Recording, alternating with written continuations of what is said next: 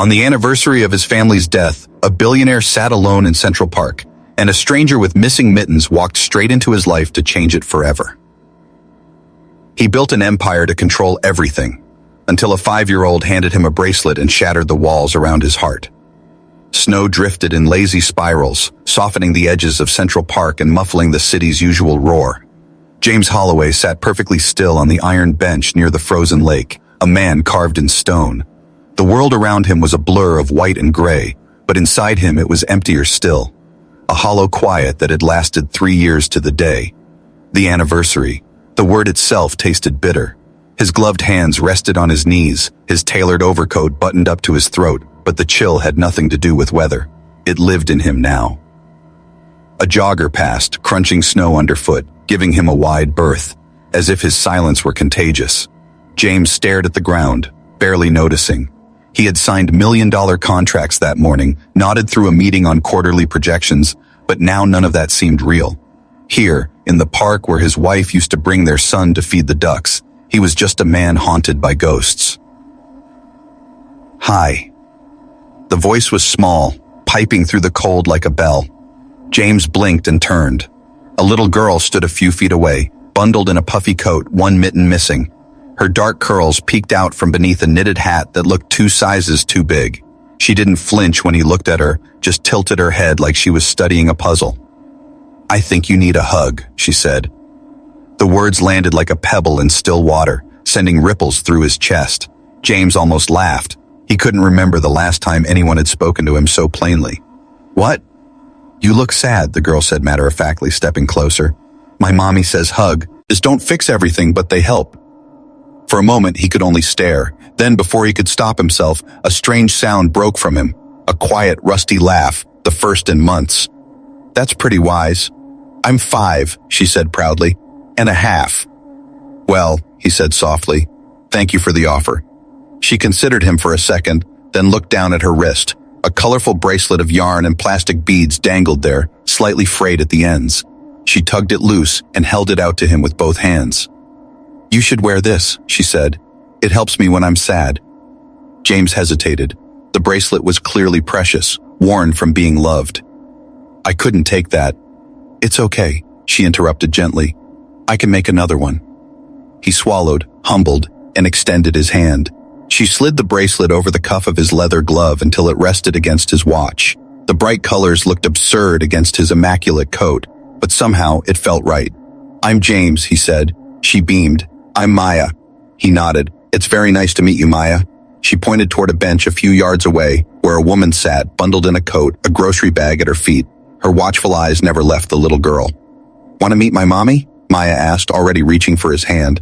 James hesitated, then let himself be led, absurdly aware of how strange it must look. A powerful CEO being escorted through the snow by a 5-year-old. Yet there was something disarming about the child's grip, something that cracked open a space inside him he didn't know still existed. As they approached, the woman stood. Her gaze moved from Maya to James, polite but guarded. "Maya," she said gently but firmly, "what did we say about wandering off?" "I didn't go far," Maya replied, but he looked like he needed someone. The woman's eyes flicked to James, taking his measure. "I'm sorry about her forwardness." "It's all right," James said, his voice softer than usual. "She's something special." The woman's expression softened by a fraction. "I'm Anna." James nodded. "Thank you for trusting me with her kindness." Anna's gaze dropped to the bracelet on his wrist and then back to his face. "She gives those only when she means it." "I figured," he said, glancing down at it. "I'm honored." For a moment, none of them spoke, the quiet filled only by the wind in the trees. Then Anna gestured to the bench. "Would you like some coffee? It's instant, but it's warm." James surprised himself by nodding. The coffee came from a battered thermos, slightly burnt and overly sweet, but it tasted better than anything he'd had in weeks. Maya nestled between them, sipping cocoa from a small cup, utterly content. When James finally rose to leave, Maya looked up at him, sleepy but smiling. "You keep it," she said, patting the bracelet, "until you're not sad anymore." He walked away through the snowy path, the bracelet snug around his wrist. The city skyline loomed in the distance, steel and glass against the winter sky, but somehow the air felt a little less sharp, the silence a little less heavy. For the first time in years, James Holloway felt something stir, fragile, but real, like He first crack of sunlight through a long, unbroken winter. The next morning, James Holloway stood in front of the mirror of his penthouse bathroom, perfectly dressed in his charcoal suit and pale blue tie, but his gaze wasn't on his reflection. It was on the bracelet. The little band of yarn and plastic beads looked absurd against the cuff of a $20,000 watch, yet he hadn't taken it off. Twice that morning he had tried, once before shaving, once after tying his tie. Both times his fingers froze at the knot, as if tugging it loose would undo something more than thread, something he wasn't ready to lose. He told himself it was ridiculous. He was a CEO, for God's sake, a man whose decisions could move markets. And yet here he was, staring at a child's bracelet like it was the most important contract of his life. By the time his driver arrived to take him downtown, he was already running late for a meeting with the board. He slid into the back seat, phone in hand, but instead of reviewing numbers, he found himself pulling up a weather report. The screen said 27 degrees and sunny. He didn't need the data. He already knew he was going back to the park. He made it through the morning meeting by sheer force of habit, nodding at slides, murmuring agreements, but his mind was elsewhere. During a lull in the discussion, one of the younger VPs leaned over, nodding at James' wrist. "New accessory, Mr. Holloway?" the man said lightly, trying to sound casual. "It's very cheerful." James looked at him with an unreadable expression. "It was a gift," he said simply, and turned back to the agenda. The room went quiet for a moment before the conversation resumed, but James noticed the way their eyes lingered on him. Curious, calculating. That night, they'd all gossip over cocktails about what could possibly make the famously impenetrable James Holloway wear something so bright. By 9:30 a.m. the next day, James found himself walking the familiar path back through Central Park. He told himself it was just to clear his head, but that was a lie. He was looking for them, for Maya's fearless smile and Anna's wary but steady gaze. When he found the bench empty, a surprising sting of disappointment hit him. He stood there for nearly an hour, watching the snowflakes settle on the lake's glassy surface, before finally turning to go. That afternoon, after enduring a lunch with investors that felt twice as long as usual, James found himself back at the park again. And this time, they were there. Maya was crouched near a pile of breadcrumbs, feeding pigeons with the gravity of a diplomat negotiating a treaty. Anna sat on the bench reading a worn paperback, her hair tucked under a navy hat. James hesitated, then walked over. "Hey," he said quietly. Maya's head snapped up. "Mr. James," she cried, dropping the crumbs and running to him. She wrapped her arms around his waist with such trust that it made something in his chest ache. Anna stood, brushing snow off her coat. "Well," she said with a faint, amused smile, "I guess you're a regular now." "I suppose I am," he said, smiling despite himself. "You kept the bracelet," Anna noted. James raised his wrist. "I tried to take it off," he admitted. "Couldn't." "Told you it helps," Maya said matter-of-factly, Anna Chuckboss. "Cled. She thinks her crafts have magical properties." "They might," James said softly. They sat, the three of them, sipping from Anna's battered thermos. Coffee for the adults, cocoa for Maya, watching the last of the daylight slant through the trees. Then, for the first time, Anna spoke about her life, not in detail, but enough for James to sense the weight she carried. She mentioned nights at the shelter, the curfews, the constant worry about safety. She said it without bitterness, just quiet resilience. James listened, something hard and sharp stirring inside him. It wasn't pity, it was fury, not at Anna, but at a world where a woman like her had to fight this hard just to survive. As the sun dipped behind the skyline, Maya tugged James toward the playground. He followed, awkwardly at first, but soon found himself helping her climb the ladder to the twisty slide. Her laugh rang out as she slid down, landing in a puff of snow. "Again!" she shouted. And so he did. Again and again, until she was breathless and pink-cheeked and James was laughing out loud, his breath fogging the air. When they returned to the bench, Anna was watching him with a look he couldn't quite name, part gratitude, part caution, part something else. "She doesn't usually warm up to people this fast," Anna said quietly. "She's hard not to like," James replied. As they packed up their things, James found himself reluctant to leave. He wanted to stay, to keep this fragile connection alive. "We're usually here around this time," Anna said at last, as if sensing his hesitation. James nodded. "Then I'll see you tomorrow." When he walked away this time, the city didn't feel quite so empty. The bracelet on his wrist no longer felt like a weight. It felt like a promise. And for the first time in years, James Holloway was looking forward to tomorrow. 3 days later, James returned to the park just as the sun was sinking behind the skyline, but the scene that greeted him was not the quiet peace he had grown to expect. Anna was pacing near the bench, her shoulders stiff, one hand gripping Maya's mittened hand tightly. Even from a distance, James could tell something was wrong. He crossed the snow-dusted path quickly. "Anna?" She turned sharply, her face tight, guarded in a way he hadn't seen before. "We can't stay long," she said. James crouched instinctively to meet Maya's wide eyes. "What's wrong?" Maya pressed herself closer to her mother's leg but didn't answer. Anna's jaw tightened.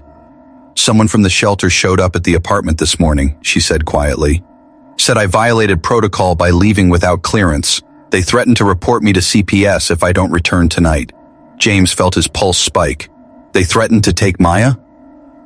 "They didn't say those exact words," Anna replied, her voice trembling just slightly.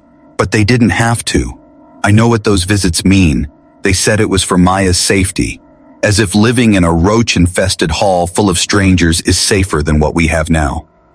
James straightened slowly, a controlled fury building in his chest. For years, anger had been a useless emotion. To him, something he buried under board reports and profit margins. But this was different. This was clean, focused, and utterly unshakable. "Then we fight," he said simply. Anna blinked at him. "James, this isn't a business deal. They have paperwork, protocols, government backing." "Then I'll find someone who has more," he said, his voice low but steady. For the first time since he'd met her, Anna looked relieved. Only a fraction, but it was there, in the loosening of her shoulders. That night, James didn't return to his penthouse right away. Instead, he sat in the back of his car, city lights blurring past, making 3 calls that would change the trajectory of his life. First to his general counsel, second to an old college friend who now headed a nonprofit legal aid foundation, and third to a woman he hadn't spoken to in years, a family attorney named Robin Clean, renowned for dismantling bureaucratic red tape in courtrooms across New York. By morning, the wheels were already turning. James arrived at the apartment personally, not sending a driver or assistant. Anna opened the door cautiously, still in the oversized sweater she wore to sleep, her hair a little wild. "You came," she said, her voice low. "Of course I did," he replied. He stepped inside, scanning the small space. Maya was sitting cross-legged on the couch, holding a crayon drawing in her lap. 3 stick figures holding hands beneath a bright orange sun. "We have options," James said, keeping his voice calm. "Robin's agreed to meet us tonight. She'll file an injunction to keep CPS out until we have a hearing. We'll make this official." Anna looked down at her hands. "James, I'm grateful, but I don't want to owe anyone." "You don't owe me," he interrupted gently. "You don't owe anyone for wanting your daughter to sleep somewhere safe." Her throat worked as if she was swallowing back words. I've fought for so long. I'm tired of fighting." He stepped closer, lowering his voice. "Then let me fight this one." That evening, the 3 of them sat around the small dining table as Robin arrived. She was sharp-faced, dark-haired, dressed in a gray suit that looked as though it had seen the inside of hundreds of courtrooms. Anna told her everything. The shelter curfews, the mold in the food, the months-long wait for clearance. Her voice shook only once, when she described the night Maya cried because 2 strangers were screaming in the hall. When she finished, Robin's pen was still. "I've seen cases like this," she said grimly. "You did nothing wrong. They're trying to keep their occupancy numbers up for funding. We can fight this, and we will." For the first time, James saw something fierce flash in Anna's eyes. Not fear this time, but defiance. "Then let's fight," she said. The hearing was scheduled within the week. On the morning of the court date, James stood outside the courthouse steps, hands in his pockets, heart hammering harder than it had in any boardroom negotiation. Anna stood beside him, clutching the folder of documents Robin had prepared. Maya stayed with a neighbor. James had insisted. Inside, the courtroom was bright and cold, its marble floors gleaming. The shelter representative sat at the opposing table, armed with binders and a look of weary condescension. Robin argued with surgical precision. Anna spoke when called, her voice steady but threaded with emotion. She told the judge why she left, why she couldn't wait months for permission to keep her daughter safe. When the ruling came, it was swift. "This court finds no evidence of endangerment or neglect," Judge Harmon said, her tone clipped but clear. "Miss Alvarez acted in the best interest of her child. The shelter's motion is dismissed." Furthermore, this court issues a protective order barring retaliatory action or harassment. Anna's knees nearly buckled. Robin caught her elbow, steadying her. James didn't breathe until they stepped outside into the pale afternoon light. Anna looked around as if the city itself had shifted. "I can breathe," she whispered. James nodded, his throat tight. "You should never have had to hold your breath in the first place." For the first time since his wife's funeral, James felt the strange, burning sting of tears, not for grief, but for something dangerously close to hope. The peace didn't last. It was a Monday morning when James walked into his office and felt the change before a word was spoken. His assistant Mara was standing by his desk, a newspaper in her hands, her face pale. "It's the Tribune," she said quietly, handing him the page. The headline was deceptively tame: "Power, Privilege, and a Personal Project. Who is the woman in Holloway's shadow?" But the photograph below it punched the air out of his lungs. A grainy shot of Anna and Maya, taken from across the street, heading into the apartment building.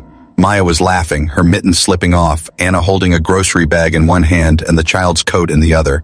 It wasn't damning, but it was intimate. Someone had been watching. James set the paper down, his jaw tightening. "Find out who leaked this." "It's already online," Mara said, lowering her voice. "Social media's running with it, and—" She hesitated. "The board's called a special session this afternoon." Of course they had. By noon, James was sitting at the long mahogany table of Holloway Capital's boardroom, 12 pairs of eyes fixed on him like rifle sights. Evelyn Marks, the chairwoman, tapped a manicured nail against a folder before her. "James," she said coolly, "we're not here to question your private life, but perception matters. Our shareholders are asking questions." "My private life," James said evenly, "is not on the balance sheet." A silver-haired director leaned forward. "No, but your image is part of the brand. This article raises questions about judgment, favoritism, exposure." James's laugh was sharp, unexpected. "Favoritism? I didn't rescue a mistress from scandal. I gave a mother and daughter a safe place to sleep." "That's not the issue," Evelyn pressed. "It's the narrative. People will say you're distracted, that you're compromising stability." James stood abruptly, his hands flat on the table. "Stability is meaningless if it comes at the cost of looking the other way when something is wrong. If you think my integrity is a liability, you don't understand why I built this company." The room fell silent. No one challenged him outright, but the message was clear: tread carefully. That night, James didn't go home. He went to the apartment. Anna was sitting at the small kitchen table. He had the paper spread in front of her. Her shoulders were tight, her jaw clenched. "I saw it," she said without looking up. James set his coat aside, crossing the room slowly. "Are you all right?" She exhaled sharply. "Are you going to lose your company over this?" He crouched so he could meet her eyes. "You don't fire a Holloway from Holloway Capital," he said quietly. "But they'll try to use this, frame it as a distraction, question my judgment." "I didn't ask for this spotlight," Anna said, her voice breaking for the first time since he'd met her. "I spent years trying to stay invisible, and now strangers know where we live." Maya padded out of her room, rubbing her eyes. "Mommy?" Anna instantly softened, pulling her close. "It's okay, baby. Go back to bed." But Maya didn't move. She looked at James instead. "Why are people taking pictures of us?" Something in James' chest twisted hard. He crouched and brushed a hand over her hair. "Because sometimes people care about the wrong things," he said gently. Maya's lip trembled. "Did we do something wrong?" "No," James said firmly. "You didn't do anything wrong."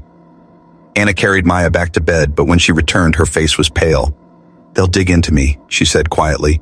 "Into my past, into the shelter, everything I tried to leave behind. And when they do, it's not just me they'll hurt. It's her." James reached across the table, taking her hand. "Then we face it together." She pulled back slightly, staring at him with wet, fierce eyes. "You don't understand. People like me don't get a second chance if they decide we're unfit. One bad headline, one twisted story, and they can take everything." James's voice was steady, but inside he felt the same helpless rage from the day of the court case. "Then I'll make sure they don't get the chance." But that night, when James returned to his penthouse, he didn't pour a drink or answer. There were the dozen emails waiting for him. He stood in front of the window, overlooking the city, his reflection staring back at him. The bracelets on his wrist caught the light, their bright colors defiant against the glass. For the first time in years, James felt fear. Not for himself, but for what he stood to lose if he couldn't hold the world back long enough for this fragile, new thing to survive. The next morning, his phone buzzed with a message from Mara. Another article dropped. Blogs are calling Anna an opportunist.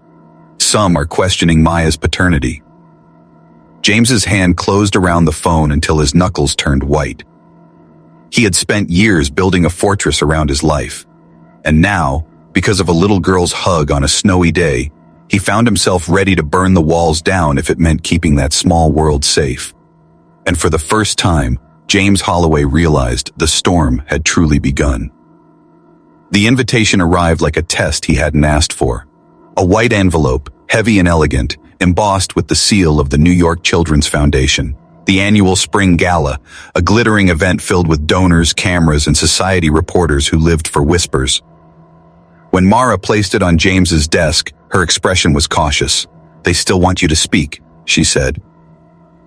James turned the envelope over slowly. "Of course they do," he murmured. "They think I'll put on the suit, deliver a polished speech, and play nice." Mara hesitated. "Maybe you should. It would quiet the rumors, reset the narrative." James looked up, the faintest trace of a smile touching his mouth. "Maybe it's time we write a new narrative." That night, he brought the invitation to Anna's apartment. She was sitting on the couch, knees pulled up, scrolling her phone. The light from the screen made her face look even more tired than usual. "I want you to come with me," James said. She blinked, lowering the phone. "To the gala?" He nodded. Anna gave a sharp, incredulous laugh. "You can't be serious. I'm not a showpiece, James. I'm not part of your PR strategy." "This isn't strategy," he said, his voice calm but iron underneath. "I'm done hiding what matters to me." Her jaw tightened. "They'll rip me apart. In that room with those people. I'll be a headline before dessert is served." "Or," James said, stepping closer, "they'll see what I see. A woman who fought for her daughter when no one else would fight with her. Someone who stayed standing when life tried to knock her down." Anna's shoulders rose and fell. She turned away, gripping the back of the couch. "What would I even wear?" James smiled just a little. "Something that makes you feel like the force you are." For a moment, Anna didn't answer. Then she nodded once, briskly. "Fine, but if this blows up in your face, you don't get to say I didn't warn you." The night of the gala arrived with a steady rain, the streets shining like black glass under the city lights. James's car pulled up to the glass ballroom on the Hudson, cameras already flashing outside. Anna stepped out first, wearing a simple black dress James had quietly sent earlier that week. Not designer, not loud, but elegant. Her hair was swept back, her shoulders straight. The flashbulbs lit the night like lightning. James offered his arm, and after the briefest pause, Anna took it. They walked inside together. The room seemed to tilt as they entered. Conversations paused, heads turned, a few phones were raised discreetly, catching shots that would be online before the first champagne glass was emptied. During dinner, a woman in diamonds leaned across the table, smiling with practiced politeness. "And what do you do, my dear?" Anna didn't flinch. "I'm studying to finish my nursing degree," she said evenly, "and I'm raising the most remarkable 7-year-old in this city." The woman blinked, then nodded slowly. "Sounds like the hardest job in the room." When it was time for James to speak, the ballroom hushed. He stood at the podium, looking every inch the CEO in his tailored tuxedo. But when he began to speak, it wasn't numbers he gave them. He told them a story. About a man who had lost everything. About a bench in the snow. About a little girl who offered a bracelet and a hug to a stranger who didn't know he was drowning until someone reached for him. He didn't mention Anna by name, but his eyes found her as he spoke. He didn't mention Maya either, but when he said, "Sometimes the smallest hands hold us together when the world is falling apart," Anna's hand gripped the edge of the table so hard her knuckles went white. The room was utterly silent when he finished. Then slowly, applause began, first scattered, then swelling until it filled the hall like rain on glass. Later, on the balcony, away from the cameras, Anna stood beside him, the city glittering below. "You didn't have to say those things," she said softly. "I did," James replied. "Because they're true." Anna looked at him for a long moment, then stepped closer, close enough that he could feel the warmth of her through the cool night air. "Then let's keep telling them," she whispered. Inside, someone was already uploading photos of them standing together, side by side, silhouetted against the skyline. The internet would light up before dawn. Praise, outrage, speculation, all of it would come crashing down. But for the first time, James didn't care. The narrative was no longer in someone else's hands. It was theirs. The fallout came faster than even James expected. By morning, the gala photos were everywhere. Headlines scream, D from every screen in his office. Holloway's mystery guest steals spotlight at charity gala. From boardroom to ballroom, who is the woman at James Holloway's side? Some outlets were kinder, praising his speech as raw and revolutionary. Others were not, dredging up Anna's past, twisting her story into a narrative of ambition and opportunism. Mara knocked on his office door before noon. The board's called an emergency session. They want you in the conference room in 30 minutes. James nodded once, slipping his cufflinks into place. When he looked down, the bracelets on his wrist caught the light, faded, frayed, but unbroken. He took a breath and walked out. The boardroom was a gallery of controlled tension.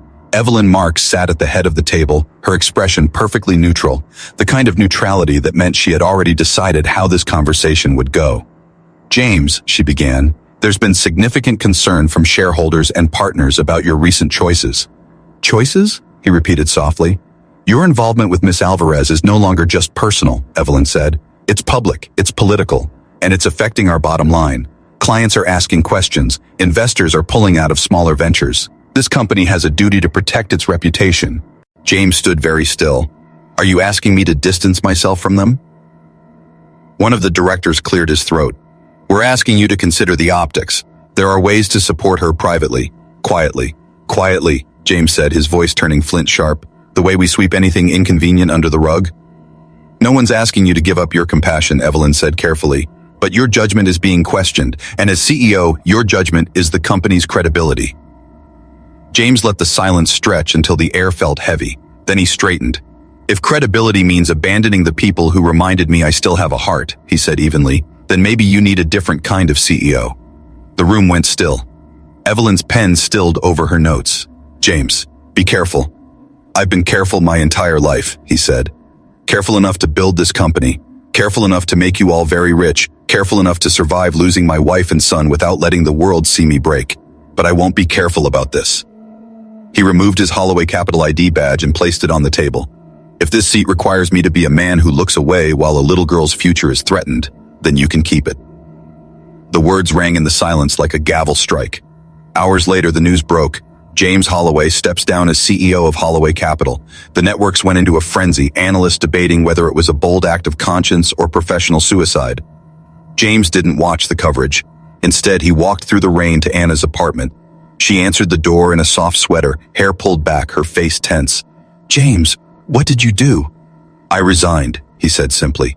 Her eyes widened. "You gave up your company?" "I didn't give it up," he said. "I chose something better." She stared at him, torn between awe and fear. "You can't just throw away everything you built." "I didn't throw it away," he said. Aide stepping closer. "I traded it for this, for you, for Maya, for a life that isn't measured in quarterly reports." Anna's throat worked as she swallowed hard. "James." He reached into his coat pocket and pulled out a slim folder, placing it on the table. Inside was a single page, the Bridge Project, charter and mission statement.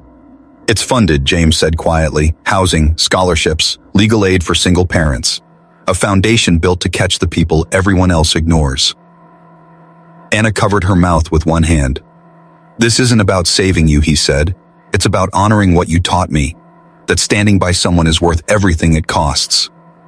Her eyes shimmered, and for the first time since the headlines began, she let herself step into his arms. When Maya came out sleep-rumpled and blinking, she found them standing together by the kitchen table. "Did we win?" she asked softly. James crouched to meet her gaze. "Yes," he said. "We did." Weeks passed, and the world kept talking, but the noise mattered less. Anna finished her nursing exams, passing with honors. Maya starred in her school play, dressed as a sunflower, delivering her line with solemn pride. Even when storms come, the sun is still behind the clouds. James sat in the front row, bracelet still on his wrist, smiling through tears. That summer, they walked through Central Park together, the same bench where it all began just visible in the distance. Maya skipped ahead, leaving footprints in the grass. "You know," Anna said quietly, "if someone told me a year ago I'd be here with you." James smiled. "I wouldn't have believed it either." Maya turned back, waving. "Come on, you're too slow." They ran to catch her, laughing as the sky opened up with a warm summer rain. James took off his jacket and held it over Maya's head. Anna grabbed his hand and they ran together, drenched and breathless, through the park. He didn't care who was watching. The world could keep its headlines, its whispers, its judgment. This, the bracelets on his wrist, the warmth of Anna's hand, Maya's laughter splitting the air, was the only legacy he wanted to leave behind. And for the first time since the night he lost everything, James Holloway felt whole.